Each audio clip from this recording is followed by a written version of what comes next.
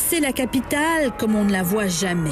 L'ordre de confinement est en vigueur depuis lundi pour les 20 millions d'habitants de Moscou et toutes ses banlieues. Et cette fois, c'est du sérieux. Ils auraient dû faire ça dès le début, déplore cette femme, au lieu de laisser les gens se faire des barbecues dans les parcs. Une référence à ces images de moscovites qui ont profité des vacances payées décrétées par le président Poutine pour se réunir au lieu de rester à la maison alors que le virus se propage.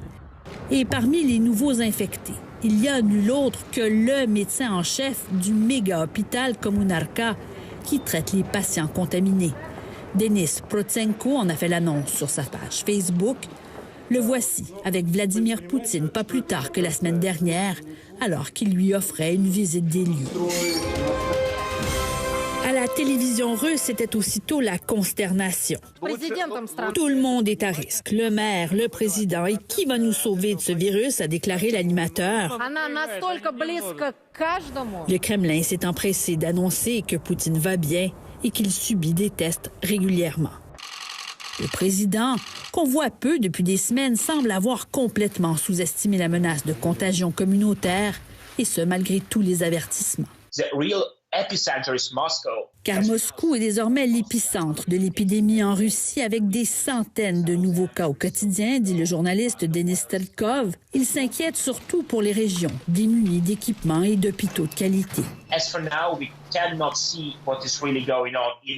Car pour le moment, dit-il, personne ne sait ce qui s'y passe vraiment. D'où l'importance d'interdire aux moscovites de bouger et d'envahir des régions telles que celle de Sochi. Comme cette jeune femme l'a fait, elle dit avoir fui la grisaille de la capitale où tout le monde panique et porte des masques.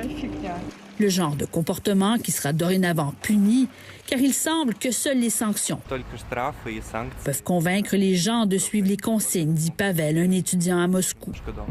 Les députés de la Douma ont d'ailleurs approuvé d'urgence des punitions majeures, dont 7 ans de prison pour une personne qui causerait la mort d'un concitoyen.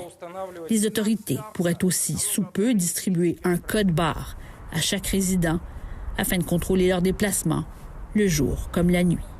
Ici Tamara Alteresco, Radio-Canada, Montréal.